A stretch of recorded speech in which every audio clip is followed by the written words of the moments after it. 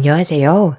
저는 남편과 함께 육회집을 운영하고 있는 40대 여자입니다.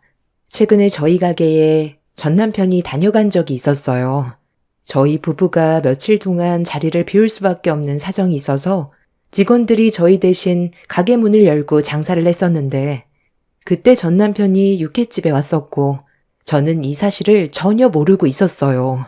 만약 제가 가게에 있었다면 들어오지 못하게 막았겠지만 없는 사이에 들어왔던 거라 손을 쓸 수가 없었습니다. 그런데 일을 마치고 다시 가게를 나왔을 때 전 남편이 가게 안으로 들어와선 난리를 치기 시작했어요. 얼굴을 마주하게 된 것도 당황스러운데 전 남편의 입에서 나온 한마디에 더 큰 충격을 받게 되었습니다. 저희 가게에서 육회를 먹고 식중독에 걸려서 며칠 동안 죽다 살아났다며 그에 따른 위자료를 받아야겠다면서 1,500만 원을 청구했어요. 말도 안 되는 금액에 놀란 저는 식중독에 걸린 것부터가 이해할 수 없었고 전 남편이 제가 이 식당의 사장이라는 걸 식당 내부에 걸려져 있는 사진을 보고 저에게 금전적으로 요구를 하려는 행동 같아 보였어요.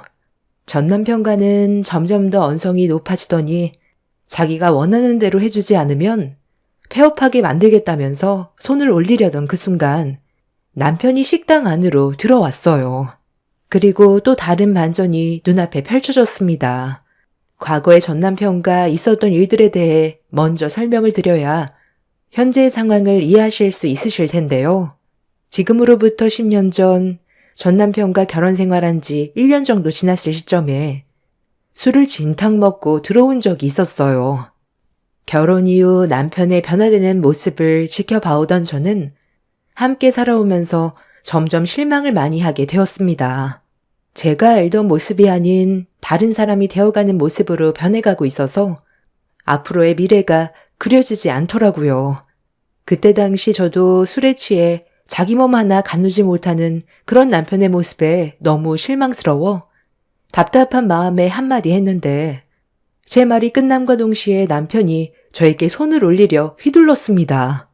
남편이 술에 취해 제정신이 아니라서 피할 수는 있었지만 저를 노려보면서 조용히 하라고 소리치던 그 눈빛은 평소에 제가 알던 남편의 모습이 아니었어요. 시간이 지날수록 술도 많이 마시지만 난폭해지는 모습을 지켜보고 있던 저는 저에게 손을 올린 이후 남편과의 결혼 생활을 진지하게 다시 생각해봐야 할 것 같았습니다. 아무리 정신을 못 차릴 정도로 술을 먹었다 해도 아내에게 손을 올렸다는 건 확실하게 잘못된 행동이었기 때문에 고치지 못한다면 갈라서기로 결심하게 되었죠. 남편은 다음날 출근을 해야 되는데 전날에 먹었던 술 때문에 흔들어 깨워도 정신을 차리지 못했어요. 저도 출근을 해야 돼서 남편을 계속 깨웠지만 일어나지 못하길래 실망스러운 모습에 짜증이 확 밀려온 저는 찬물을 냅다 들이부으려 했는데 남편의 핸드폰으로 전화가 왔어요.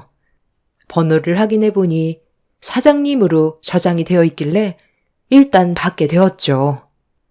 안 팀장, 지금 몇 시인 줄 알아? 어디쯤 왔어? 거의 다 온 거야? 아, 왜 말이 없어? 설마 또 시작이야? 결혼하고 정신 차린 줄 알았더니만 그 버릇 또 나오는 거야? 나니가 불쌍해서 계속 데리고 있었지만 책임감 없이 다닌다면 나도 월급 주는 게 아까워서 더는 안 팀장과 함께 할 수가 없겠네. 저 사장님, 정말 죄송합니다. 저도 계속 깨우고 있긴 한데 어제 술을 많이 마셨는지 정신을 못 차리고 있는 중이라 깨어나는 대로 회사로 바로 보낼게요. 재수씨? 제가 이런 말씀 드리는 게 좀 그렇긴 하지만 안 팀장 그놈 재수씨 만나고 나서 사람이 달라질 줄 알았거든요. 그런데 재벌은 난 못 준다고. 결혼한 지 얼마 되지도 않았는데 너 저런 거 보면 그놈은 그 버릇 절대 못 고쳐요. 재수씨 인생이 불쌍해서 내가 얘기해 주는 건데 더 피해보기 전에 웬만하면 정리하는 게 좋을지도 몰라요. 시간 지나면 정신 차릴 수 있을 거라고 믿고 있다간 시간만 버리고 후회만 오게 될 겁니다. 제가 그놈이 하도 불쌍해서 여태껏 데리고 있었는데 감사하게 생각하기는커녕 내 회사에 피해를 주는 것 보면 걔는 글러먹었어요. 그놈이 얼마나 개차반이었는지 아세요? 술만 먹으면 개가 돼서 물건 때려 부수는 건 기본이고, 지나가는 사람과 시비 붙으면 그게 여자라고 해도 주먹부터 올렸어요. 그놈이 언제 또 사고를 칠지 모르기 때문에 재수씨도 조심하는 게 좋을 거예요. 저도 여동생이 있어서 동생 같아서 얘기해 주는 거니까 결혼 생활 진지하게 고민해봐요. 그리고 그놈한테 오늘부로 회사에 안 나와도 된다고 전달해 주세요. 저는 남편이 다니던 회사의 사장님과 통화 후 상당한 충격을 받았어요. 제가 알지 못했던 남편의 과거의 행동을 듣게 되었고, 손버릇이 나쁘다는 말을 들었을 때 전날의 남편이 저에게 손을 올리려고 했던 행동이 다시금 떠올랐습니다. 거기에 더해 퇴사 처리까지 되어버렸으니 저도 더 이상은 화를 참지 못하겠더라고요. 그래서 좀 전에 부으려 했던 찬물을 남편의 얼굴을 향해 냅다 뿌려버렸고, 찬물을 뒤집어 쓰게 되자 화들짝 놀라 벌떡 일어나더니 저에게 욕을 하며 화를 냈어요. 회사 출근 안 할 거야? 언제까지 퍼질러 자고 있을 건데. 자기 몸 하나 가누지 못할 정도로 술에 취해서 회사에까지 피해를 주는 당신의 행동이 얼마나 실망스러웠으면 사장님이 전화하셔서 더는 못 봐주겠다고 퇴사 처리까지 하겠다는 말이 나오겠어. 그리고 술을 먹어도 곱게 먹어야지. 나한테 손까지 올리려 했던 거 기억 안 나? 나 방금 사장님과 통화하면서 당신이 나랑 결혼하기 전에 어떤 삶을 살아왔고 술 먹으면 어떻게 되는지 전부 다 들었거든? 다른 건 몰라도 여자한테 손을 올리려는 건 우리 관계에도 심각하게 고민해볼 문제야. 어제 나한테 손을 올렸던 게 우연이 아니었던 거지? 안 그래? 나도 어제 친구들과 오래간만에 만나서 대화 좀 하다 보니까 술을 좀 과하게 먹긴 했는데 앞으로는 이런 일 없을 거야. 1년간 같이 지내왔으니까 당신이 더 잘 알 거 아니야. 나도 변화되는 모습 보여주려고 정말 많이 노력하고 있는 중이야. 어제 잠깐 실수가 있긴 했지만 그전에는 실수한 적 없었잖아. 사장님한테는 내가 가서 얘기 좀 잘해볼게. 그래도 내가 그 회사에 다닌 지 벌써 7년이나 됐는데 쉽게 퇴사 처리하진 못할 거야. 서둘러 준비해서 나갈게. 사장님이 그럴 필요 없다고 그랬어. 더 이상 봐줄 수 없대. 당신이 일하던 자리 이미 다른 사람이 앉아있나 봐. 그리고 나도 당신에 대해 다시 생각해봐야 되겠어. 아침부터 정말 이럴 거야? 내가 앞으로 잘한다고 하잖아. 이 사장은 내가 이러는 거 한두 번 본 것도 아니면서 오늘따라 왜 이렇게 예민하게 구는 거야? 남편은 회사 일부터 급하게 정리하고 오겠다면서 저녁에 다시 대화하자며 대충 옷을 갈아입은 뒤 서둘러 집을 나섰어요. 저도 그제야 출근을 할 수 있었지만 남편의 모습에 실망을 많이 했던 저는 앞으로의 미래에 대해 고민이 되었어요. 그렇게 힘든 하루의 시간을 끝내고 다시 집으로 돌아왔는데 퇴근하고 들어와야 될 시간이 한참 지났는데도 집에 들어오지 않더라고요. 전화도 해봤지만 받지 않길래 그때부터 또다시 불안해지기 시작했고, 늦은 새벽 시간이 되어서야 들어온 남편은 또다시 저에게 실망을 안겨주었습니다. 아침에 심각하게 대화를 했으면 반성이라도 하는 모습을 보여주는 게 맞는 건데 정신을 차리지 못할 정도로 또다시 술을 마시고 들어왔길래 더 이상 믿고 살아갈 수 없다는 걸 확실하게 알 수 있었습니다. 그런데 그날 엄청난 사건이 터지게 되었고 남편은 경찰 조사를 받아야만 했어요. 잘한 것도 하나도 없는 놈이 저를 보자마자 아침에 있었던 일들이 떠올랐는지 저에게 삿대질을 해댔습니다.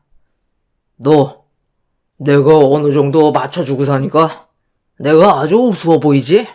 내가 술 마시는 것까지 눈치를 봐야 돼? 오늘 무슨 일이 있었는지 알아?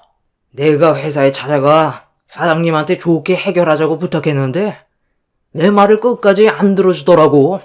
7년을 밑에서 개같이 일해줬는데 술 좀 먹고 늦은 거 가지고 나를 내치고 그 자리에 다른 직원을 앉혀? 이런 상황에 내가 지금 술을 안 먹고 제정신으로 있겠냐고. 하루아침에 실업자가 됐는데 오늘만큼은 당신도 이해해줘야 되는 거 아니야? 누가 보면 사장님이 잘못한 줄 알겠네. 네가 그동안 보인 행실이 얼마나 개차반이었으면 퇴사 처리를 했겠어. 사장님이 불쌍해서 데리고 있어준 거라던데? 일자리를 줬으면 감사하게 생각하고 똑바로 행동할 생각을 해야지. 잘난 것도 없는 주제에 뭐라도 되는 것 마냥 얘기하더니 아주 꼴 좋다. 어차피 나도 너랑은 더 이상 같이 살고 싶지도 않아. 아무리 안 좋은 일이 있었다 해도 일단 나와 먼저 대화를 해서 해결 방법을 찾아야 되는 게 우선 아니야? 네가 잘못해서 이런 일이 벌어졌으면 정신 차리고 오늘 일을 계기로 앞으로는 이런 실수가 없게끔 행동해야 되는 게 맞는 거 아니냐고. 새벽 4시가 다 되어서 들어온 당신이 너무 실망스럽고 앞으로 함께 살아가야 하는 미래가 그려지지도 않아. 그냥 앞이 캄캄한 암흑 같아. 이렇게 살 바엔 차라리 혼자 사는 게 낫지. 우리 여기까지만 해. 네가 뭔데 그런 결정을 내려?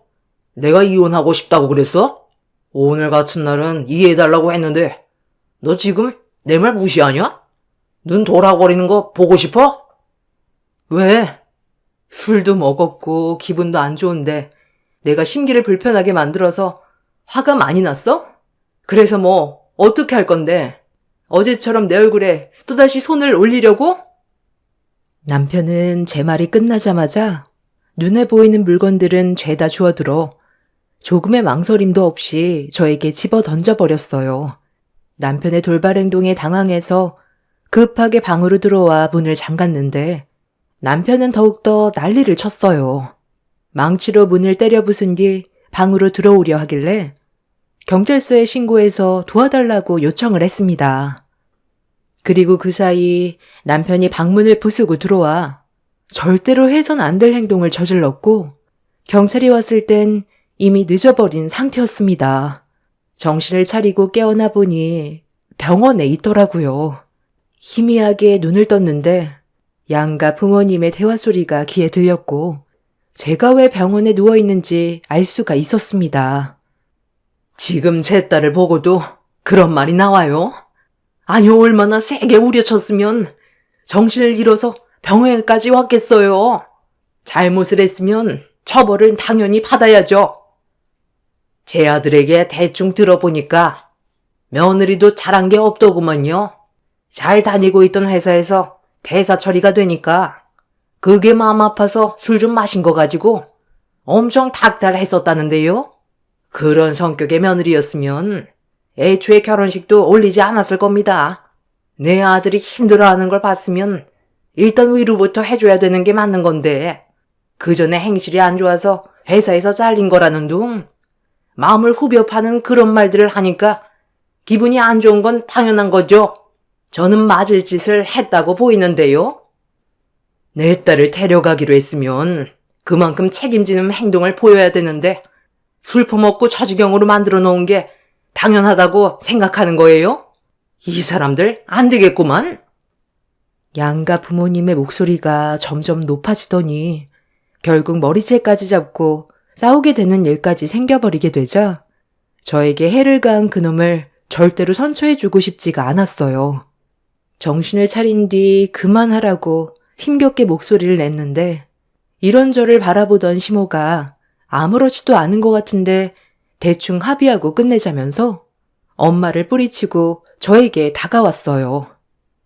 예, 너한테도 아예 잘못이 없는 건 아니잖아. 내 아들한테 상처되는 말을 했으니까 지금 그 꼴을 당한 건데 왜 내 아들이 처벌을 받아야 하는 거니? 괜히 일 키우지 말고 최대한 좋게 합의 보고 끝내는 걸로 하자.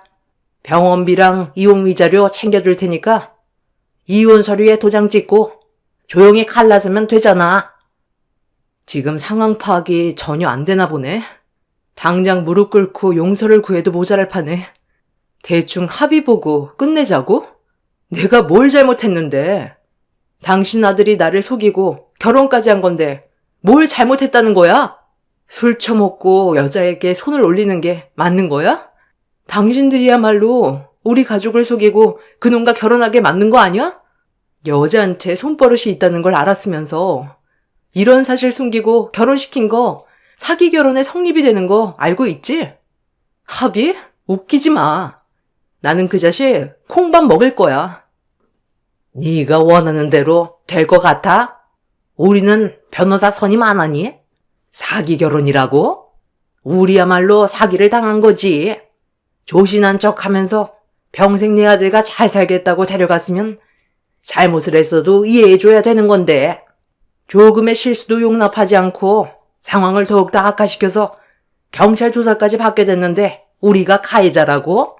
네가 애초부터 그런 모습을 보이지 않았다면 내 아들 너한테 주지도 않았어. 너 지금 병원에 입원한 것도 꾀병 아니야? 일부러 이런 식으로 접근해서 돈 뜯어갈 생각 아니냐고? 지금 환자인 내 딸한테 뭐라고 그러는 거야? 이 사람이 달린 입이라고 말을 막 하네. 우리는 절대로 합의 같은 거 없고 무조건 법적 대응할 거니까 당장 나가. 엄마가 시모를 가로막은 뒤 당장 병실에서 나가라고 소리를 지르자 시모는 엄마를 밀친 뒤 저에게 가까이 다가와 얼굴을 들이밀면서 삿대질을 해댔어요. 합의하지 않으면 가만두지 않겠다면서 무서운 눈빛으로 저에게 협박하길래 삿대질하는 손가락을 콱 깨물어 버렸습니다. 시모는 저보고 개가 됐다면서 저에게 물린 손가락을 빼내기 위해 발버둥쳤지만 그럴 때마다 더 세게 물어버렸어요. 저희 가족을 무시하는 것도 참을 수 없었지만 그 인간 때문에 제가 병원에 입원을 했는데도 저에게 조금이라도 미안한 마음이 없었다는 거에 화가 나 시모의 손가락을 물고 놔주지 않았습니다.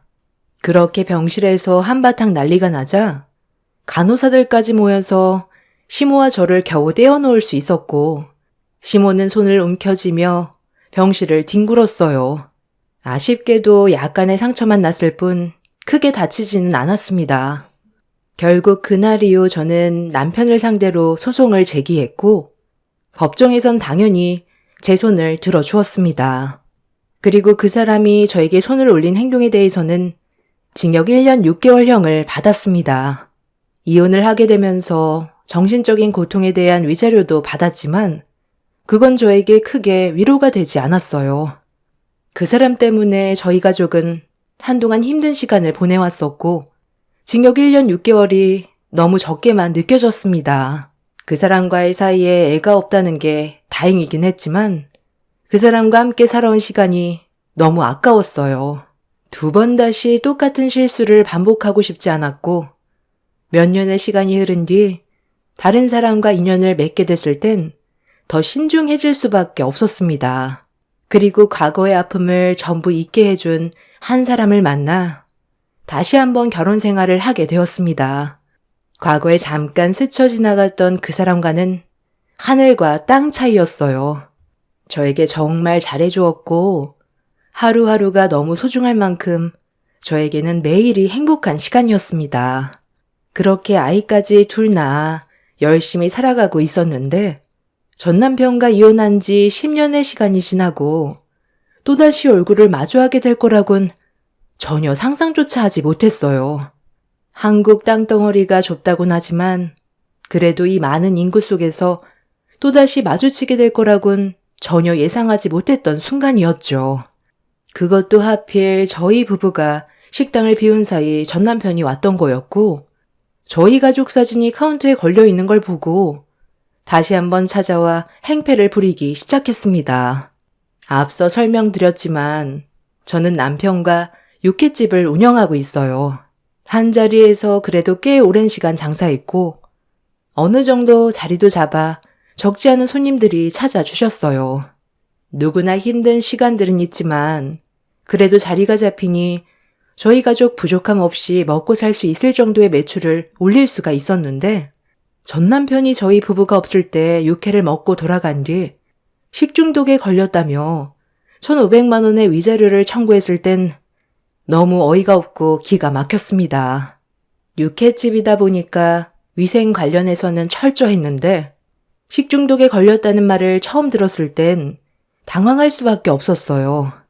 문제는 전 남편이 육회를 먹었을 때 다른 손님들도 상당히 많이 다녀갔었는데 조금도 몸에 문제가 생겼다는 연락은 받아본 적도 없었습니다. 누가 봐도 전 남편이 제가 육회집을 운영하고 있고 장사가 어느 정도 잘 되는 걸 보고 돈을 뜯어내려고 계획한 걸로 보였어요. 그럼 지금 내가 거짓말을 한다는 거야? 내가 먹은 것만 문제가 됐겠지. 소주 한 잔 생각나서 오래간만에 육회집에 들렀는데 네가 사장이었냐? 너 때문에 내가 1년 6개월 징역살이 한 걸 생각하면 아직까지 화가 치밀어 오르는데 내 성격 모르는 거 아니지? 그때 여기서 육회 먹은 것 말곤 아무것도 먹은 게 없었다고. 식중독 때문에 며칠간 고생해서 내가 얼마나 힘들었는지 알아? 1,500만 원도 싸게 해준 거야. 앞으로 여기에서 장사 못하게 깽판 한번 쳐볼까? 내가 입 한번 놀리는 순간 여기 식당은 폐업이야. 좋게 말할 때 내가 청구한 위자료 당장 토해내. 장사 그만하기 싫으면 순순히 내놓는 게 좋을 거야. 네 놈은 그때나 지금이나 달라진 게 아무것도 없구나. 그래도 징역 살다 오면 정신 차리고 살 줄 알았는데 다른 가게에서도 이런 식으로 돈 뜯어먹고 살고 있었냐? 너한테는 땡전 한 푼 줄 수 없고 위자료를 받고 싶으면 우리 식당에서 먹은 육회가 문제가 있었다는 걸 확실하게 증명해서 다시 찾아와. 그럼 그때 다시 생각해 볼게. 이딴 의료 내역서 가지고 찾아오면 너한테 뭐라도 떨어질 줄 알았냐? 어느 누가 정신 나갔다고 1,500만 원을 위자료로 줘. 영업방해로 신고하기 전에 그만 나가지. 말로 해선 안 되겠구만. 너 오늘 장사 다 한 줄 알아? 원하는 조건 맞춰주지 않으면 너 이 가게 망하게 한다고 내가 분명 얘기했을 텐데. 전 남편은 제 얼굴을 청구서로 후려친 뒤 더 이상 장사하지 못하게 만들 거라면서 홀에 있는 테이블과 의자들 전부를 다 때려 부수기 시작했어요. 10년 전보다 지금 이 상태가 훨씬 더 심각해 보였습니다. 이미 전 남편은 알코올 중독에 빠져 있는지 10년 전보다 얼굴 상태도 안 좋아 보였고 옷차림 또한 지저분한 게 언제 씻었는지 모를 정도로 위생 또한 상당히 안 좋아 보였어요. 분노를 제어하지 못하는 모습이 식당 CCTV에 전부 녹화가 되고 있는 줄도 모르고 식당 내부를 전부 다 때려 부쉈습니다. 저는 직원에게 경찰서에 신고해달라고 부탁했고 전 남편의 행동을 지켜보고만 있었습니다. 경찰이 오기 전까지 상대하고 싶지도 않았어요. 그렇게 혼자서 한참 동안 난리를 치던 전 남편은 거칠게 숨을 고르면서 저를 노려보고 있는데 식당 안으로 들어온 남편이 전 남편과 얼굴을 마주했는데 난장판이 되어버린 식당을 한번 훑어보더니 전 남편에게 달려가 조금의 망설임도 없이 주먹을 날렸습니다. 너, 나 기억 안 나냐? 얘 봐라. 나를 완전히 잊어버린 것 같네.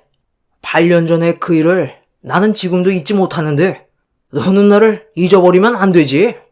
내 눈 똑바로 봐봐. 야, 나는 아직까지 너 이름도 기억하고 있어. 안상태. 내가 처음 오픈한 가게에 와서 결국 폐업까지 하게 만든 개 같은 놈. 내가 그런 적이 있었나? 나는 오늘 그쪽을 처음 보는데 나 때문에 폐업이 되거나 장사가 안 된 식당들이 한두 개가 아니라서 나는 네가 누군지 모르겠다. 네가 그때 내 식당에서 밥 먹고 간 뒤로 식중독에 걸렸다며 위자료 청구했었잖아. 나는 그때도 네가 거짓말을 하고 있다는 걸 알고 있었지만 좋게 넘어가려 했었어.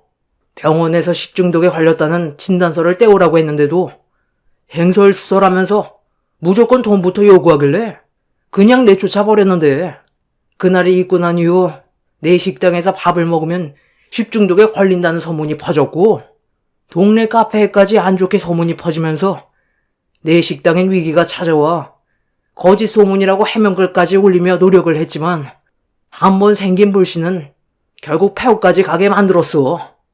나는 그때 우리 가게에서 음식을 먹고 복통 유발되었다는 진단서에 적혀있는 이름 석자 안상태를 지금까지 기억하고 있었는데 너는 내 인생을 망쳐놓고 잊어버리고 살고 있었냐? 너 오늘 잘 걸렸다. 남편의 과거에 대해 그날 처음 들었는데 전 남편과 지금 현재 남편이 과거에 문제가 있었다는 걸 알게 됐을 땐 저 또한 상당히 큰 충격으로 다가왔었어요. 두 사람이 서로 몸싸움을 벌이던 사이 경찰들이 들어와 겨우 중재를 시켰고 전 남편이 저희 가게로 찾아와 행패 부린 거에 대해선 법으로 진행을 했어요. 전 남편에 대해 경찰 조사를 하면서 알게 된 건 저희 식당 말고도 다른 식당에서도 비슷한 사건으로 피해를 보게 된 사람들이 꽤 많았었고 이런 사실을 알게 된 남편은 피해받던 식당 사장님들을 한데 모아 집단 소송을 진행했습니다. 전 남편에게 받은 피해에 대해 손해배상 청구를 하는 게 아닌 두 번 다시 사회에 발도 들이지 말아야 한다면서 합의는 아예 생각조차 하지 않았습니다. 집단 소송을 받게 된 전 남편은 징역살이는 하고 싶지 않았는지 다음부터는 정신 차리고 똑바로 된 인생을 살아가겠다고 반성하는 모습을 보여줬지만 그것 또한 가식인 걸 저는 알고 있었습니다. 남편과 다른 사장님들 또한 조금의 선처도 없이 합의는 하지 않았고 결국 전 남편은 이 문제로 2년 동안 징역살이를 다시 하게 되었네요. 법적 소송을 진행하면서 알게 된 건 전 시부는 현재 요양원에서 보살핌을 받고 계시고 전 시모는 암으로 돌아가셨다는 걸 들을 수 있었습니다. 그리고 지금까지 전 남편은 제대로 된 직장도 없이 일당직으로 건설 현장을 전전하면서 하루살이 인생을 살아가고 있었다는 것도 알 수 있었네요. 만약 제가 이 사람과 결혼 생활을 계속 유지했더라면 저 또한 지금의 행복을 누리지 못하고 있었을 겁니다. 사람을 잘못 만나면 한순간에 인생을 종친다더니 그 말이 맞는 것 같아요. 다시 한번 징역을 살고 나온다 해도 그놈이 10년 전이나 지금이나 달라질 건 없겠지만 그래도 다음에 나올 땐 정신 좀 차렸으면 좋겠어요. 인생에 하나뿐인 배필을 만들 땐 신중하게 결정하시길 바랍니다. 한 번의 잘못된 선택이 남은 인생을 무너뜨리게 할 수 있다는 걸 제 사연을 통해 많은 분들이 느끼셨으면 좋겠습니다. 추운 날씨 건강 유의하세요. 제 사연 들어주셔서 감사합니다. 안녕하세요. 저는 시동생 결혼식이 끝나고 피로 현장에서 충격적인 경험을 하게 돼서 사연 신청하게 되었습니다. 시동생이 결혼식을 올리기까지 여러 가지로 힘든 시간들이 많았었지만 가족 간의 분열을 원치 않았던 저는 최대한 좋게 넘어가려 했어요. 하지만 시어머니의 잘못된 행동이 결국 되돌릴 수 없는 결과를 만들게 되었습니다. 동서가 시동생과 결혼을 하겠다고 인사를 왔을 때부터 시모는 뭐가 그리 마음에 안 들었는지 동서가 새 며느리로 들어오는 걸 강하게 반대를 했어요. 가족들 전부 다 동서를 좋게 봐주고 있는데 시모만 동서를 며느리로 들이는 걸 너무 심하게 거부를 해서 가족들 전체가 상당히 난감했었고 최대한 좋은 분위기로 만들어가려고 모두들 노력을 했었지만 시모는 예비 동서에게 눈에 흙이 들어와도 절대 받아줄 수 없다면서 난리를 치는 바람에 상당히 힘든 시간들을 보내왔습니다. 저를 며느리로 받아들인 것도 후회 중인데 새 며느리는 본인이 원하는 그런 며느리를 들여야 한다면서 계속해서 고집을 부리셨지만 시부의 허락으로 결혼식을 성사시킬 수 있었습니다. 일단 식을 올렸으면 좋게 며느리로 받아들이면 모두가 평화롭게 지낼 수 있을 텐데 시모는 결혼식이 끝난 뒤 피로 현장에서 술을 좀 많이 마셨는지 많은 하객들이 지켜보고 있는데도 동서에게 막말을 거침없이 뱉으셨어요. 그런 모습에 하객들의 얼굴이 일그러졌고 저희 부부는 그런 시모의 돌발 행동을 수습하기 위해 먼저 집에 들어가시는 게 좋을 것 같아 최대한 서둘러 정리를 하려던 순간 시모가 제 뺨에 손을 올렸습니다. 갑작스럽게 일어난 일이라 당황한 저는 상당한 충격에 빠져 시모를 멍하니 바라봤어요. 양가 집안과 지인 친척들 모두가 모여있는 자리에서 시모의 돌발 행동은 수습할 수 없을 정도로 분위기는 심각했어요. 남편은 예상하지 못한 시모의 행동에 화가 났는지 어깨를 밀치면서 소리치던 그 순간 시모는 또다시 손을 올려 이번엔 남편의 뺨에 손을 올렸습니다. 가족들 전체가 난리치는 시모를 말렸는데 그런 모습을 동선의 가족들이 전부 다 지켜보곤 동서에게 결혼한 거에 대해 후회하지 않냐면서 늦지 않았으니 지금이라도 접어도 상관없다면서 시모의 행동에 상당한 충격에 빠져 있으셨어요. 제가 동선의 부모였다면 당연히 똑같은 말을 했을 것 같습니다. 불같은 성격에 언제 어디서 튈지 모를 시모의 성격을 맞추고 사는 건 정말 쉽지 않은 문제인데 동서를 며느리로 인정해주지 않았다는 것만으로도 이미 결혼 생활은 순탄치 않을 거라는 걸 눈앞에서 여실히 보여주고 있었어요. 동서도 시모의 그런 모습을 보곤 고민을 많이 하고 있는 듯 보였어요.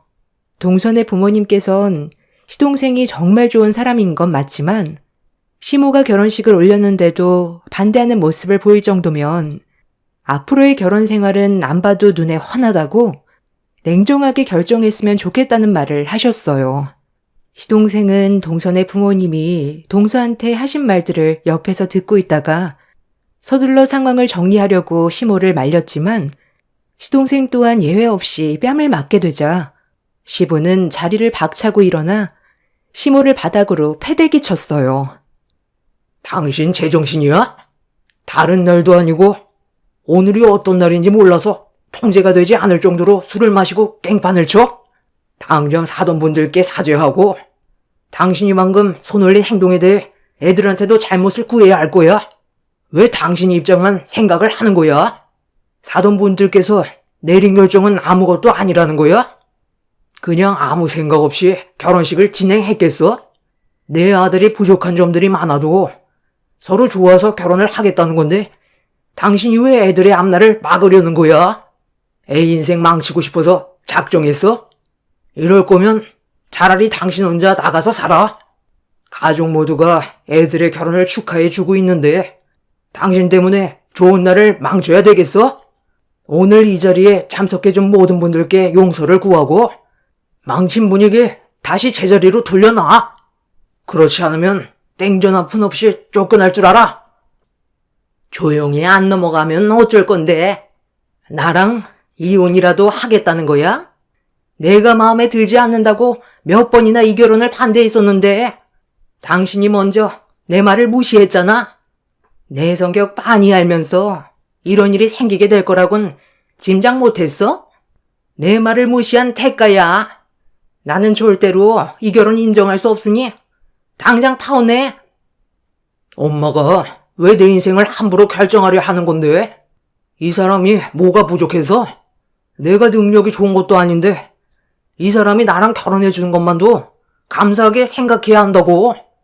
결혼하려고 인사하러 갔을 때부터 반대한다고 난리쳤어도 결혼식만큼은 조용히 지나갈 줄 알았는데 그냥 오늘 이 시간 이후로 엄마 얼굴 안 보고 사는 게 좋겠어.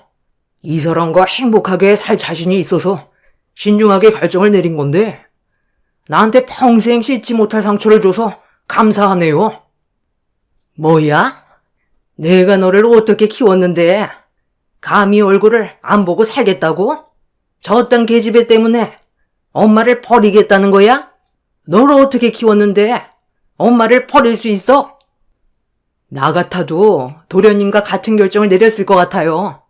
오늘은 평생 기억에 남을 중요한 결혼식이었어요. 많은 사람들의 축복을 받으면서 잘 진행이 되어가고 있는 결혼식을 망쳐놨는데 어머님 얼굴이 보고 싶겠어요? 어느 누가 어머님 성격을 맞추고 살아가요? 그리고 하다 저한테까지 손을 올려요? 나는 뭐 당신 얼굴 못 건들 것 같아? 당신도 한번 당해봐. 당신 고발할 거고 법적으로 소송 진행할 거니 그런 줄 알아? 저는 흥분한 나머지 시모를 밀치며 멱살을 잡았어요.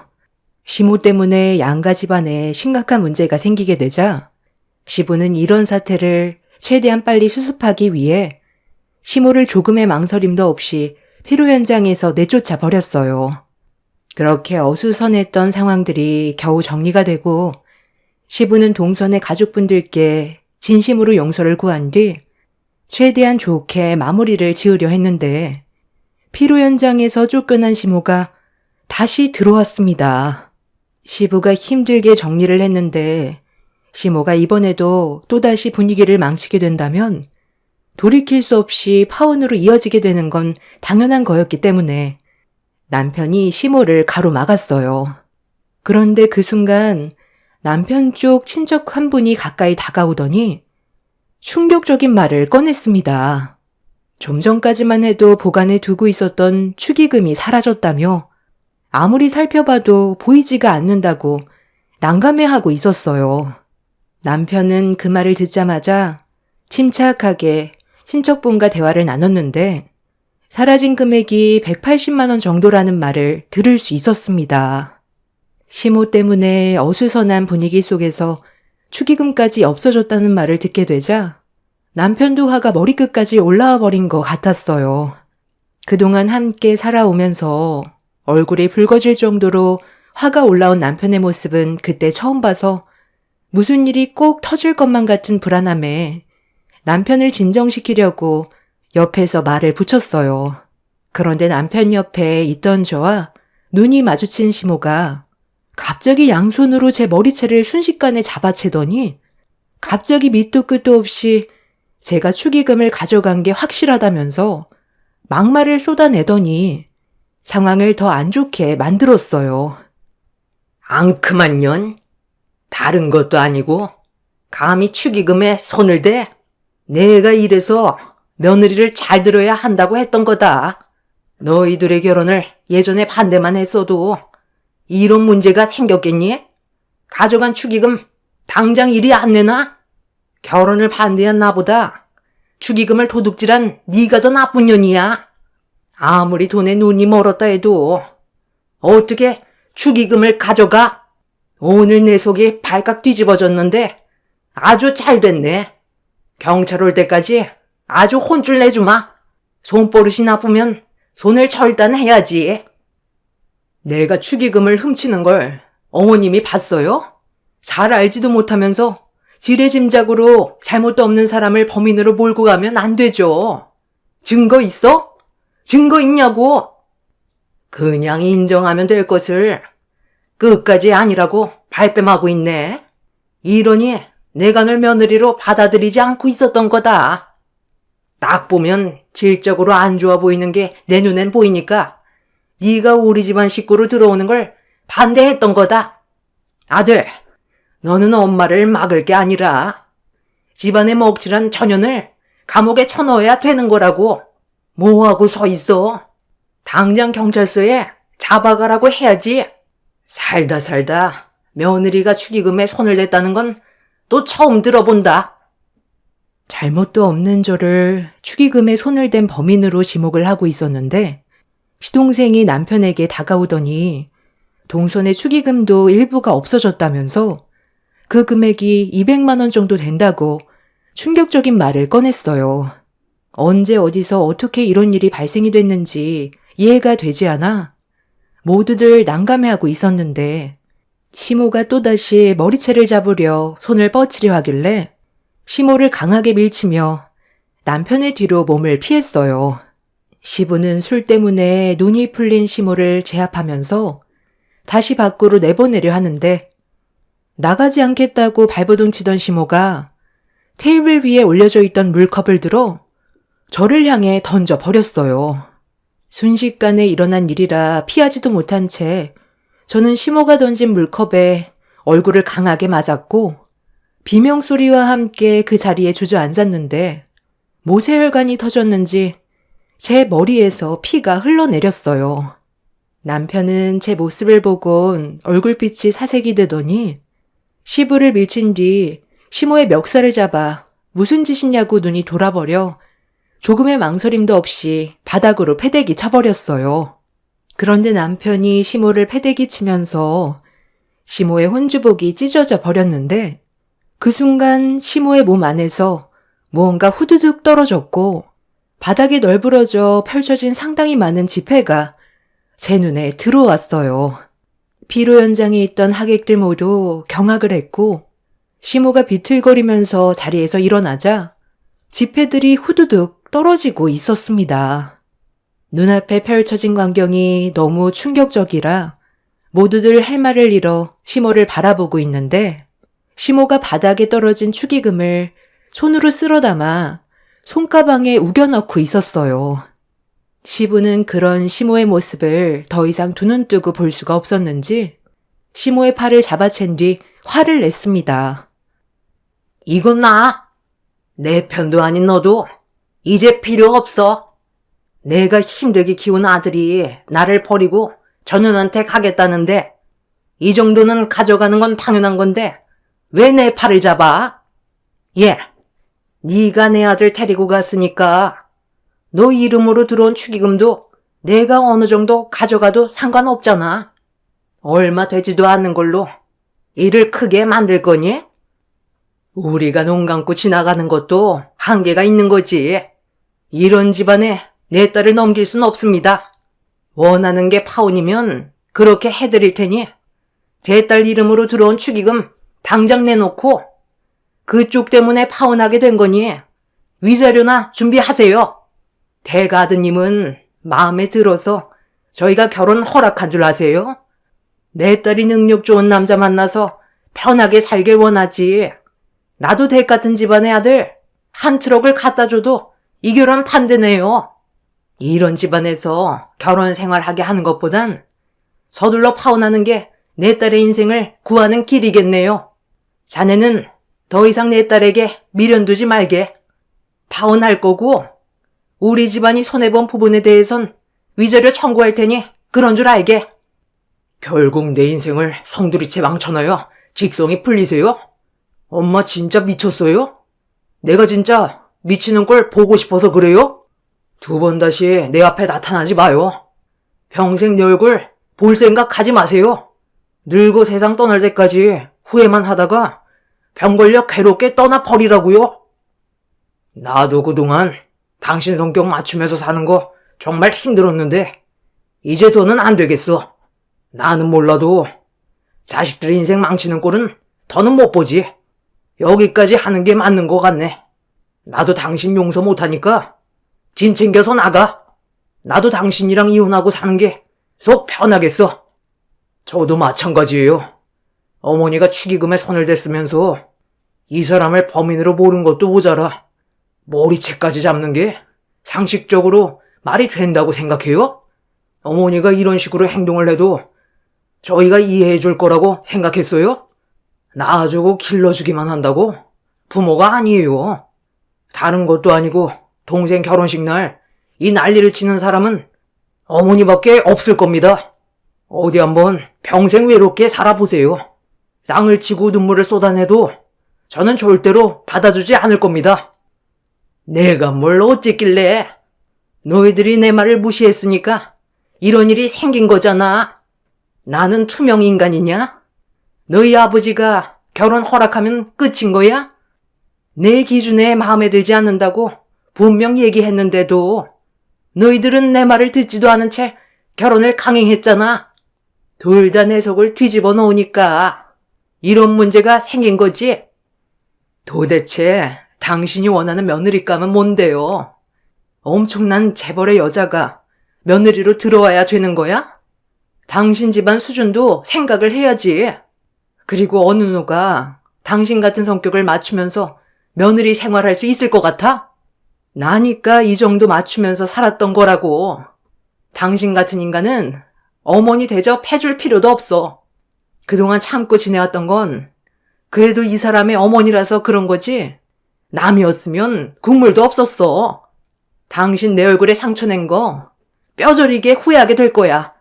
아주 깜빵에서 썩어봐야 정신 차리지? 시모는 제 말이 끝나기가 무섭게 저에게 달려들었고 이판사판이라고 쑥대밭이 되어버린 마당에 더 이상 참지 않아도 된다고 판단한 저도 시모에게 달려들었어요. 피로 현장은 난리가 났고 경찰들이 뒤늦게 들어와 상황을 정리하고 나서야 모든 게 끝이 나게 되었습니다. 결국 시모의 잘못된 행동으로 인해 시동생과 동서는 파혼 얘기가 나왔는데 시부가 힘들게 식을 올린 만큼 파혼만큼은 안 된다면서 시모가 해야 될 사죄를 시부가 대신 동선의 가족분들께 구했어요. 시부의 간곡한 부탁과 시동생이 동서를 붙잡고 애원하면서 최대한 좋게 풀어가려 노력했고, 동선의 가족분들은 생각할 시간이 필요하다는 답변을 주셨네요. 시부는 이성을 잃어 조금의 망설임도 없이 시모와의 이혼을 선택했어요. 그렇게 시부모님은 결국 오랜 결혼 생활 끝에 서로 남남이 되어버렸고, 더 이상 법적으로 부부관계가 아니게 되자 동선의 가족분들도 어느 정도 마음이 가라앉았는지 시동생과의 결혼식을 파혼으로 끝내지 않고 그대로 혼인신고할 수 있게 진행시켰습니다. 그렇게 둘은 힘들게 법적인 부부로 이어지게 되었지만 결혼식에 있었던 일들은 평생 안 좋은 기억으로 남아버렸을 겁니다.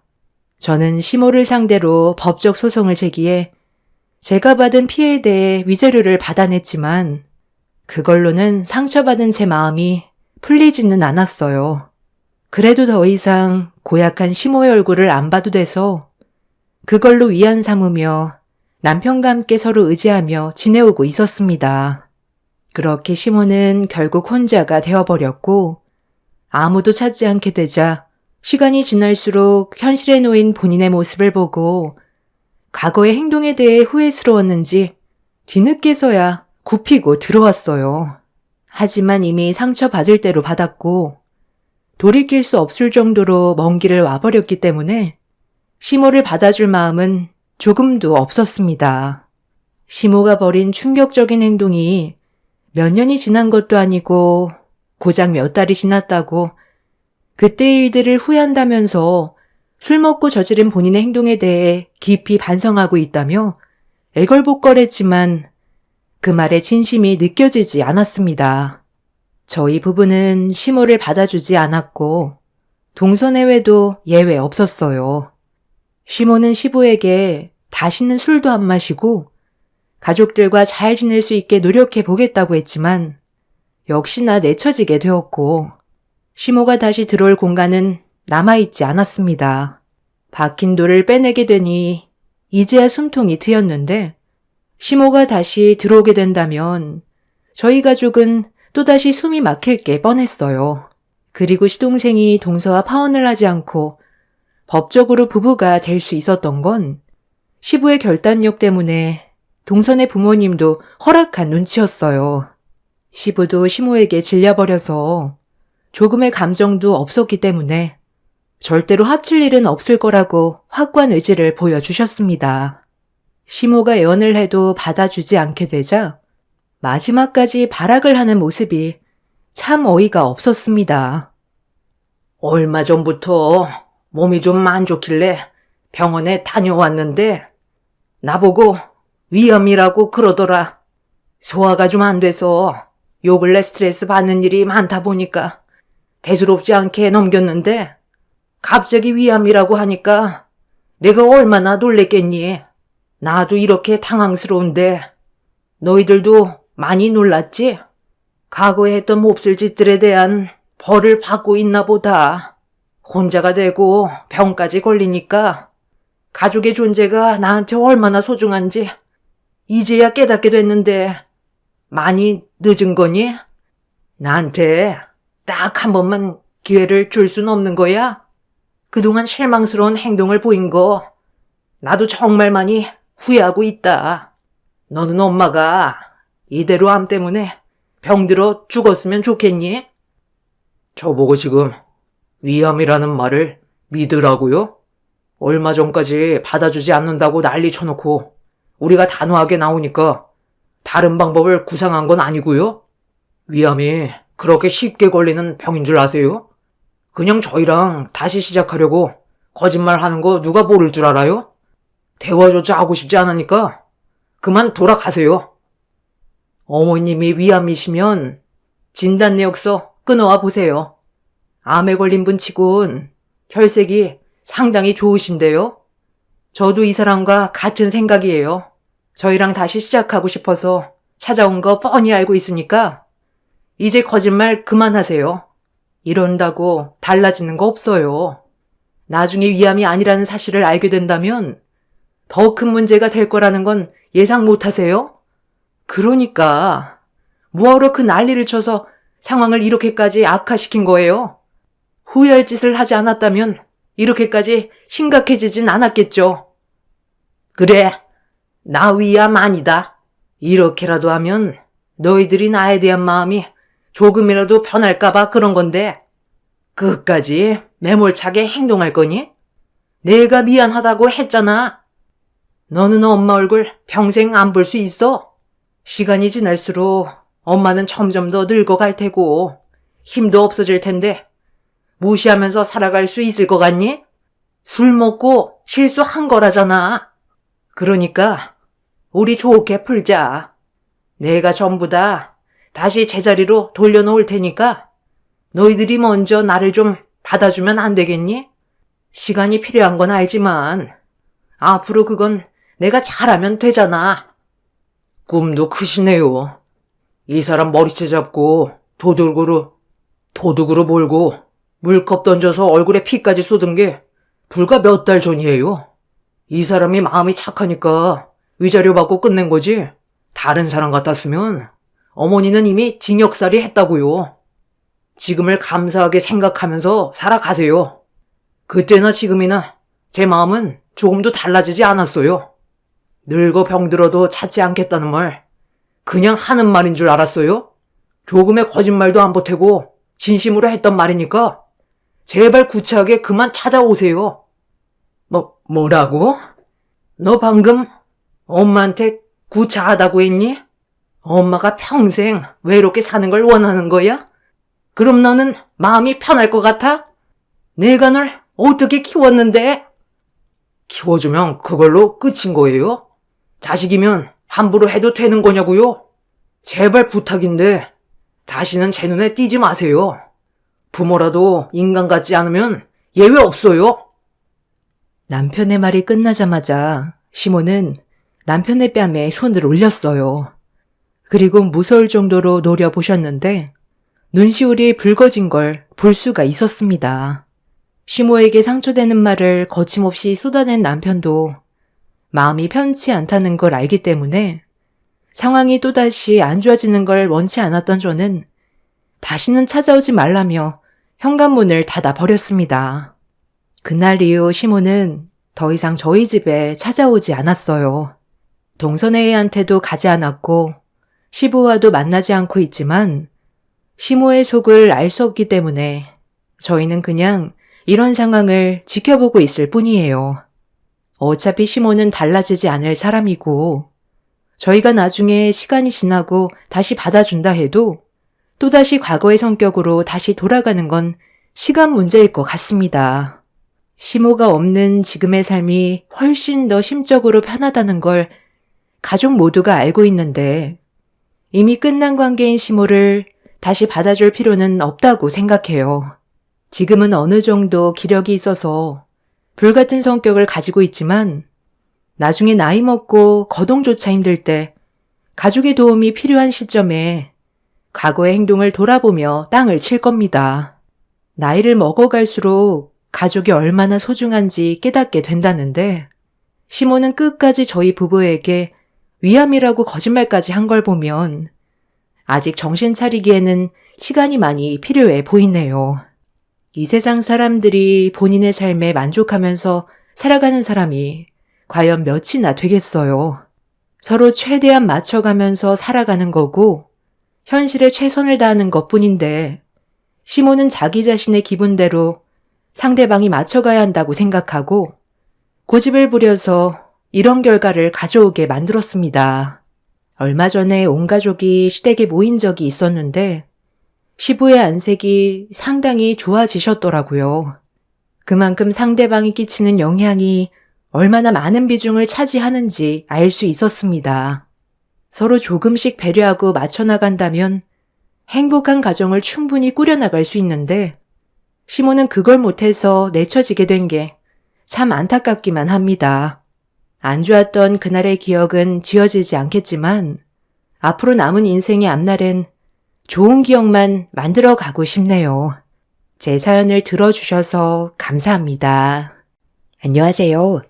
저는 얼마 전에 예비신랑과 파혼을 하게 된 30대 여자입니다.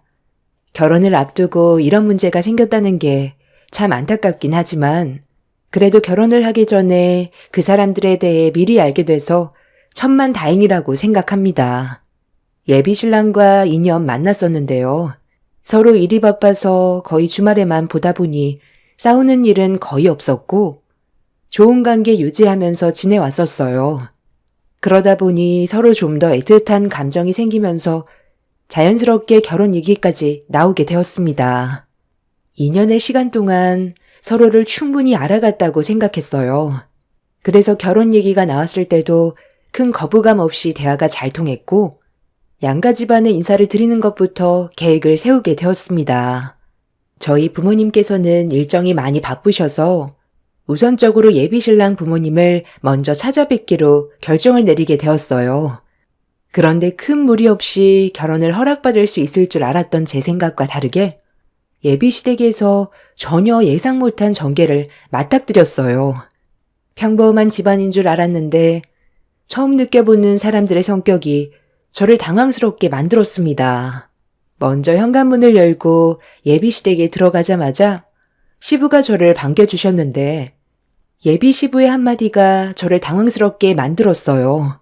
보통은 초면에 가볍게 인사를 주고받는 게 보편적인데 예비 시부는 저를 위아래로 훑어보시더라고요.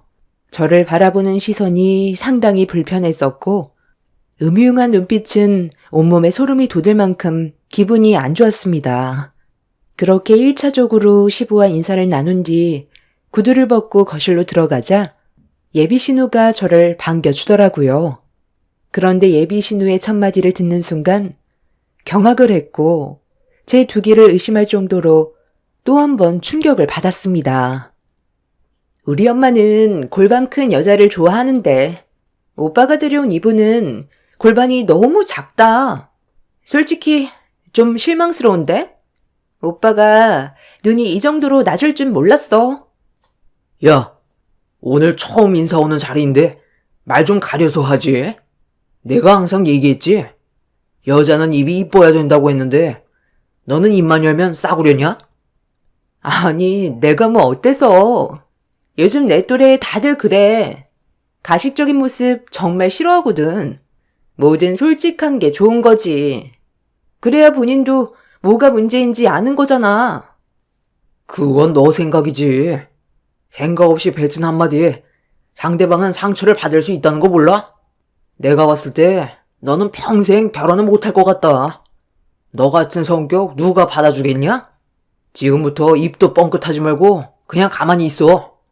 오늘 우리 집에 온 손님이야. 쓸데없이 한마디만 더 하면 가만 안 둔다. 예비 신우의 입은 상당히 거침이 없었어요. 생각하고 있는 걸 필터링하지 않고 그냥 입 밖으로 뱉었습니다. 살면서 처음 본 성격이라 많이 당황스러웠었죠. 그런데 예비 시부와 신우는 약과였어요. 예비 시모가 주방에서 앞치마를 두르고 걸어 나오는 순간 경악을 금치 못했습니다. 저에게 앞치마를 던지면서 뒤집게도 건네주더라고요.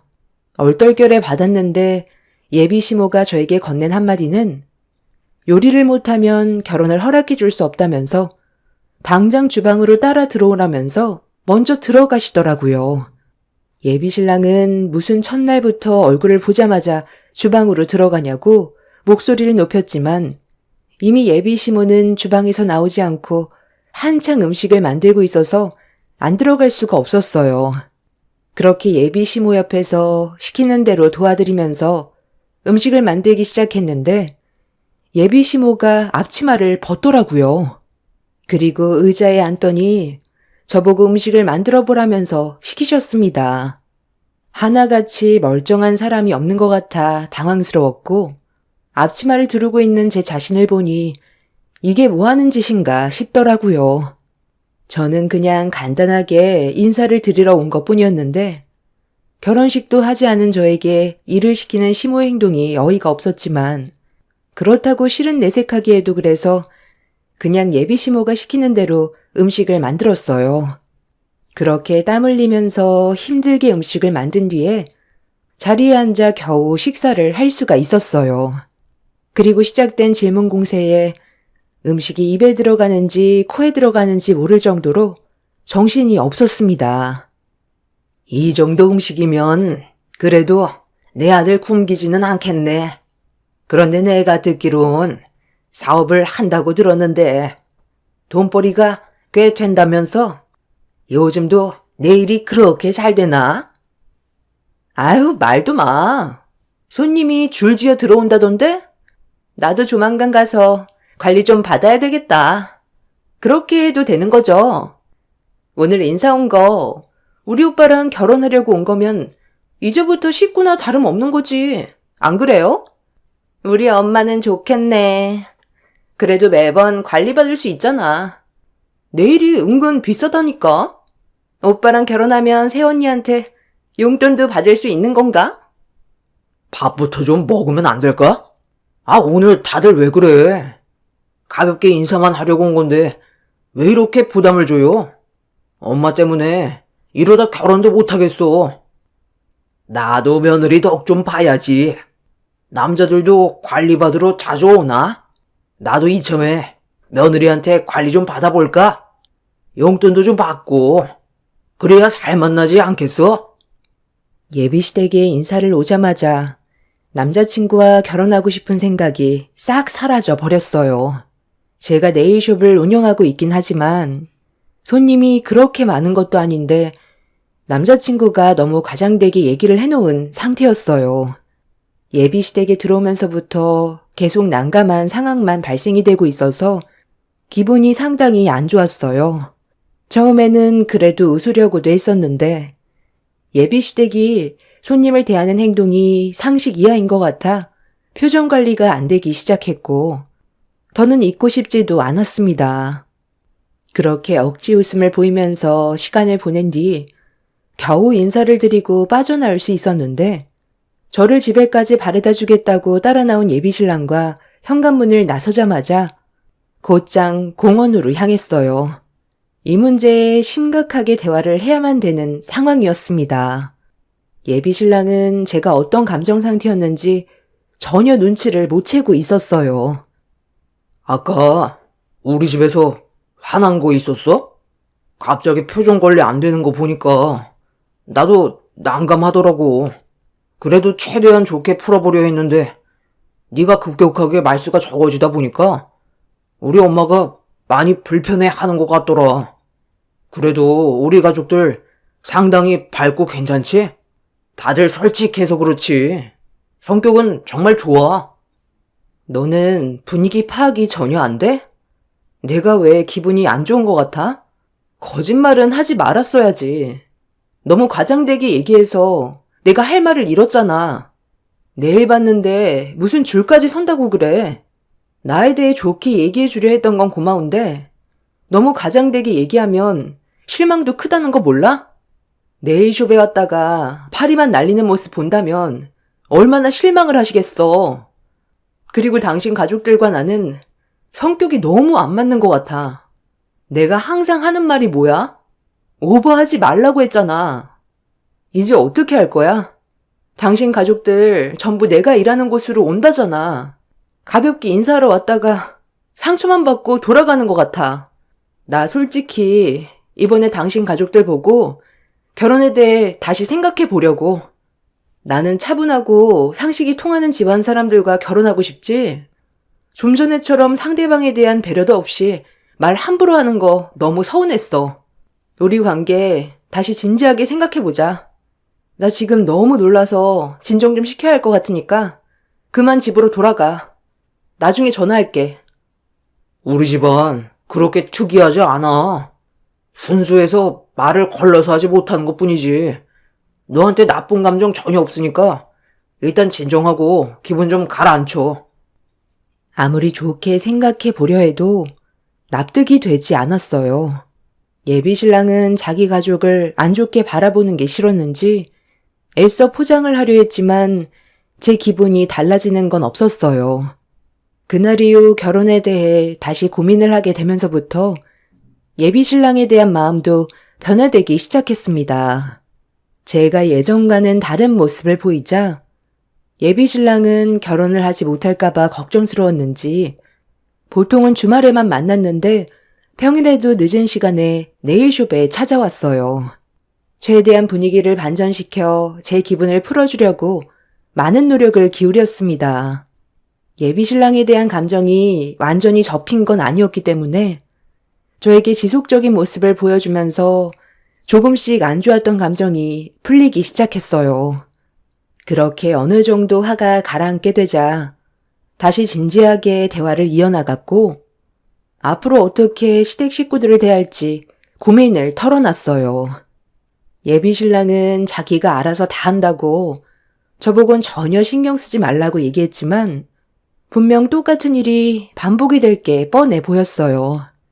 예비 신랑이 시댁 식구들의 문제점에 대해 설명한다고 해서 달라질 것 같지는 않았어요.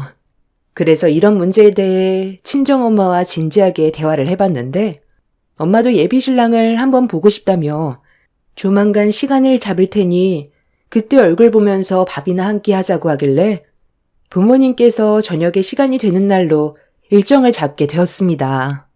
예비 신랑은 저희 부모님께 인사드릴 날만 손꼽아 기다렸다면서 한껏 기대에 부풀었어요.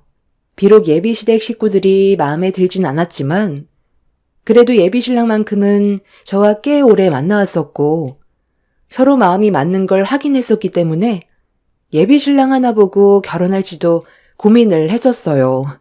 시댁 식구들이야 제가 서로 어느 정도 노력하면 정리가 될 것 같았는데 저녁 약속을 잡게 되었던 날 예비 신랑을 데리고 저희 집으로 가기 위해 골목으로 들어선 순간 예비 남편의 얼굴 표정이 일그러지기 시작했어요. 왜 그래? 무슨 문제 있어? 뭔가 상당히 불편해 보이는데? 이런 골목을 별로 안 좋아하는 거야? 좀만 더 들어가면 우리 집이야. 근처에서만 헤어져서 우리 집 앞에까지 오는 건 이번이 처음이지? 저기 보이는 집이 우리 집이야. 좀 낡긴 했는데 그래도 겉만 그렇지 집안은 깨끗해. 서둘러 들어가자. 잠깐만. 저 집이 네가 살고 있는 집이라고? 살짝만 건드려도 곧 무너질 것 같은 저런 집에 어떻게 사람이 살 수가 있어? 여기 동네 전부 다 낡아 빠졌잖아. 여기 어렸을 적부터 살았던 동네인데 사람들도 좋고 조용해서 살만해. 내가 이런 곳에서 살아서 좀 그래? 창피한 거야? 집안은 괜찮다니까. 어서 들어가자. 와, 정말 충격이다. 입고 있는 건 어느 정도 잘 사는 집안에 걸친 옷이면서 사는 건 저런 데서 살아? 솔직히 너무 충격인데? 그럼 여태까지 가진 것도 별로 없는 집안이면서 그동안 나한테 있는 척 했던 거야? 살다 이렇게 못 사는 집은 처음 본다. 우리 집안을 너무 무시하길래 너는 얼마나 잘난 집안인지 정말 궁금했거든? 그런데 진짜 보잘것없는 집안이네. 내가 그동안 여러 여자를 만나봤지만 그 시간들이 헛되다고 생각한 적 단 한 번도 없었거든? 그런데 내가 너랑 만나면서 보낸 시간이 오늘 이 집을 보는 순간 정말 아깝게 느껴진다. 가진 것도 집불도 없는 집안이면서 우리 가족을 욕해? 뭐라고? 너 지금 말 다 했어? 저 집이 어때서? 우리 부모님이 결혼하시고 처음 장만한 집이고 많은 추억이 담긴 곳인데 어떻게 그런 말을 할 수가 있어? 집이 전부는 아니잖아. 나 지금 너무 당황스러운 거 알아? 지금 그동안 알지 못했던 모습을 봐서 어떤 식으로 얘기해야 될지 모르겠어. 너 원래 이런 사람이었니? 너야말로 이런 식으로 남자들 꼬셨냐? 입고 있는 건 명품에 타고 있는 건 외제차면서 그거 다 대출받아서 마련한 거지? 요즘 사람들 집도 없고 가난에 찌들어서 살아도 입고 있는 거랑 차는 비싼 거 장만하잖아. 남들한테 보여주는 걸 엄청 중요하게 생각하면서 사는 그런 껍데기 같은 삶을 너도 하고 있는 줄 정말 몰랐다. 오늘 인사 왔으니 여기서 끝낼 수 있었던 거지. 더 시간 끌었다면 완전 내 인생만 깎아먹을 뻔했네. 내 팔에 지금 닭살 돋은 거 보여? 와, 진짜 역대급이다. 이거 완전 사기 아니야? 너 솔직하게 말해봐. 남자들 등에 빨대만 꽂고 헤어지는 전형적인 꽃뱀 아니냐? 너희 부모가 뭘 가르쳤는지 안 봐도 눈에 훤하다. 내가 다른 건 다 참아도 우리 부모님 욕하는 건 정말 참을 수 없거든? 나는 지금 네가 무슨 말 하는지 하나도 못 알아먹겠어. 도대체 우리 집안이 뭐 어떻다는 건데? 저 집 하나 보고 우리가 가난한 인생이라고 판단한 거야? 너 이 정도밖에 안 되냐? 내가 그동안 너한테 보여준 것만도 충분하다 생각했는데 너는 나를 그냥 아예 결혼하면 돈벌이 수단으로만 생각하고 있었네. 아무리 오해를 했다 해도 이건 아니지 않아? 너희 집안도 잘 사는 형편은 아니면서 지금 이 태도가 뭐야? 저희 가족이 살고 있는 집을 보고 갑자기 태도가 확 바뀐 예비 신랑의 모습에 너무 당황스러웠는데 그때 보게 된 모습이 그 사람의 진짜 모습인 것 같아 그 자리에서 조금의 고민도 하지 않고 그만 만나자고 했어요. 저희 엄마가 예비 사위 온다고 아침 일찍부터 음식까지 준비해놨는데 그런 노력이 전부 다 쓸모없게 되자 너무 마음이 아팠습니다. 예비 신랑은 바라던 바라고 저와 더 이상 함께하려 하지 않았고 저에게 일방적으로 헤어짐을 통보했습니다.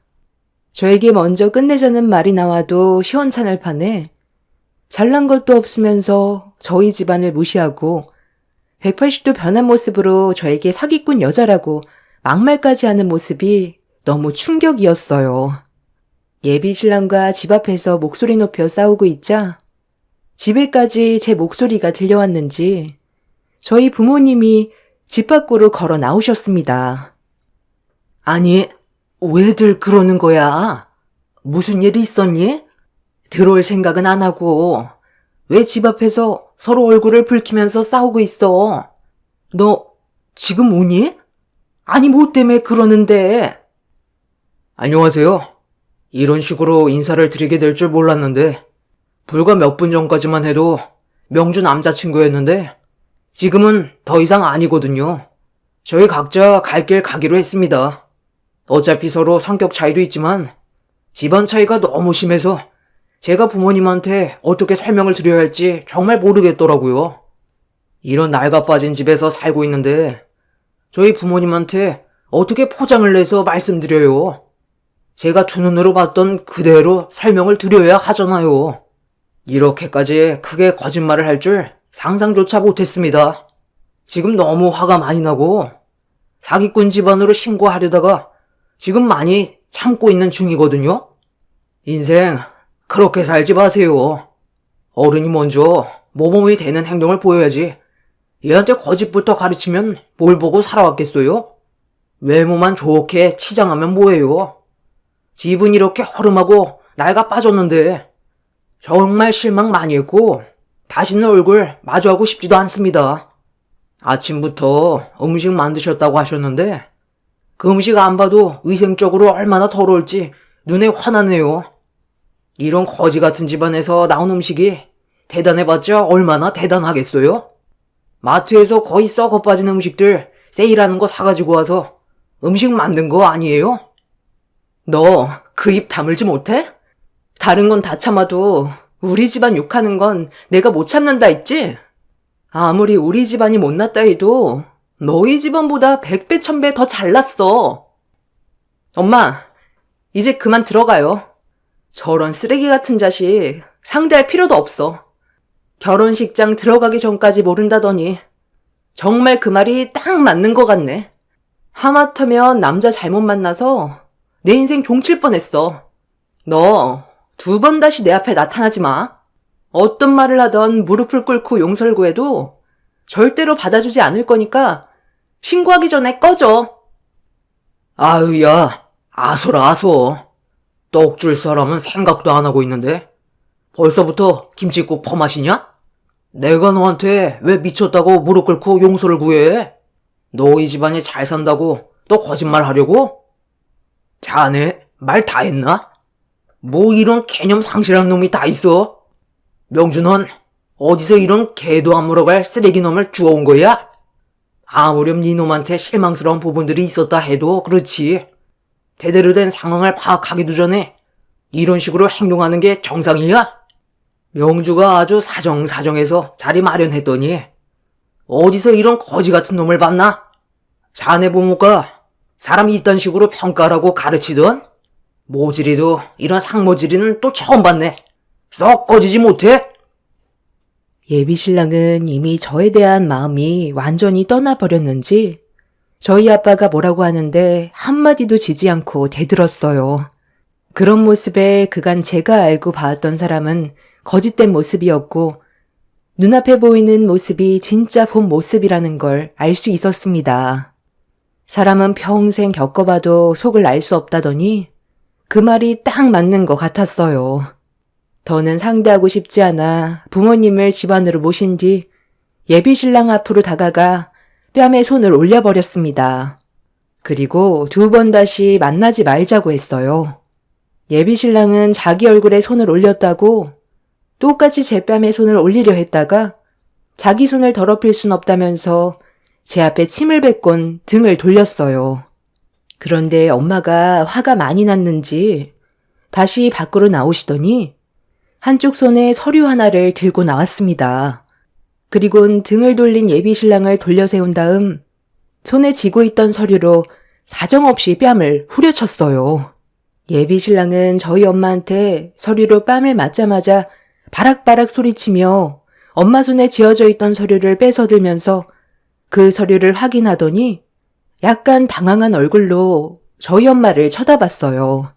무슨 서류인지 저는 알지 못했던 상태라 예비 신랑의 손에 들려있던 걸 빼앗아 확인을 하는 순간 깜짝 놀라 엄마를 바라봤습니다. 그 서류는 서울에 있는 아파트 등기 필증이었어요. 상당히 고가의 아파트라 이름만 들어도 부동산에 조금만 관심이 있으면 알 수 있는 그런 아파트였죠. 엄마는 당황한 예비 신랑을 보면서 낮게 깔린 목소리로 한마디 하게 되었습니다. 자네, 그 서류가 뭔지 대충 알지? 내가 최근에 아파트 경매에 낙찰돼서 받은 등기 필증인데 그 아파트가 지금 현재 시세로 25억일세. 내가 왜 그 서류로 자네의 뺨을 쳤는지 아나? 사람은 겉모습만 보고 판단하면 안 된다는 거야. 눈앞에 보이는 게 전부가 아니라는 말일세. 그리고 우리 집에 인사 오려 있으면 최소한의 예의는 갖춰야지. 둘이서 만난 시간도 꽤 된다면서 어떻게 이런 식으로 내 딸에게 상처를 줄 수가 있나? 자네가 어떤 사람인지 나도 충분히 알게 돼서 내 딸의 인생을 망치지 않은 것만도 다행으로 생각해야지 어쩌겠나. 신혼집으로 마련해 주려고 준비해 놓은 거였는데 뭐 어쩔 수 없지. 앞으로 인생 그렇게 살지 말고 항상 겸손하게 살도록 하게. 명주야, 너도 이제 사람 보는 눈 좀 키워라. 적어도 사람과 동물은 구별할 줄 알아야지. 어머니, 잠시만요. 그 서류 정말 진짜예요? 아니, 서울에서도 알아주는 아파트를 경매로 구매할 정도면 재력이 상당하시다는 건데 왜 이런 거지 같은 집에서 살아요? 그러니까 제가 오해를 하게 된 거잖아요. 이런 상황을 만든 건 아버님 어머님한테도 책임이 있는 거죠. 저한테만 문제가 있는 거라 볼 수 없죠. 자네 지금 이 집이 30년이나 돼서 나이가 빠져 보이니까 우리 집안을 가난한 집안으로 봤지? 여기 동네가 앞으로 어떻게 바뀔지는 생각해봤나? 자네는 아직 세상을 보는 눈과 귀가 어둡구만. 여기 재개발 지역으로 확정 발표됐다는 뉴스도 못 봤나? 겉으로 보는 게 나이가 빠져 보여도 지금 이 집이 자네 집보다 훨씬 비싼 값으로 책정되어 있고 이 집은 우리 가족이 30년간 함께 살아온 추억이었던 돈으로도 바꿀 수 없는 귀중한 보물일세. 엄마의 말이 끝난 뒤 저희 가족은 집으로 들어왔어요. 예비 신랑은 엄청난 충격을 받았는지 한참 동안 집 앞에서 떠나지 않고 있었습니다. 그리고 이런 문제가 생기게 된 이후 예비 시부모님이 남자친구한테 어떤 일이 있었는지 전부 다 듣게 되었는지 저희 집을 찾아왔어요. 어느 정도 예상은 하고 있었지만 예비 시부모님은 남자친구가 많은 실수를 했다면서 다시 좋게 풀어가려고 노력했지만 저희 부모님과 저는 이미 많은 상처를 받아주지 않았습니다. 예비 시모는 자기 아들이 한 행동에 대해 많이 뉘우치고 있다면서 한 번만 살려달라고 싹싹 빌었지만 저희 부모님은 조금의 망설임도 없이 문을 닫아버렸습니다. 저에게 파혼을 외친 그놈과 정말 파혼을 하게 되었고 더 이상은 엮이지 않았습니다. 그날 정말 많은 걸 배우게 됐고 인생 경험을 한 것 같아요. 사람은 보이는 겉모습만 보고 판단을 하면 안 된다는 걸 다시 한번 깨닫게 되었고 저도 앞으로 살아가면서 상대방을 함부로 판단하고 생각하지 않겠다고 다짐하게 되었습니다. 인생은 평생 배움의 연속이라더니 정말 그런 것 같아요. 이번 일을 통해 많은 생각을 가지게 되었거든요. 남자친구였던 그놈은 아직까지 저에게 미련이 남았는지 제가 운영하고 있는 네일숍에 몇 번이나 찾아와서 관계 회복을 하려고 노력하길래 냉동실에 있는 얼음 한 바가지 퍼서 얼굴에 냅다 뿌리며 내쫓았어요. 제 사연을 들어주신 분들께서도 사람을 볼 때 겉모습만 보고 판단하지 않으셨으면 좋겠어요. 상대방이 자신보다 더 뛰어난 사람일 수도 있고 차후의 상황이 역전될 수도 있으니 항상 겸손한 게 제일인 것 같아요. 즐거운 주말 가족분들과 좋은 추억 많이 만드시길 바랍니다. 감사합니다.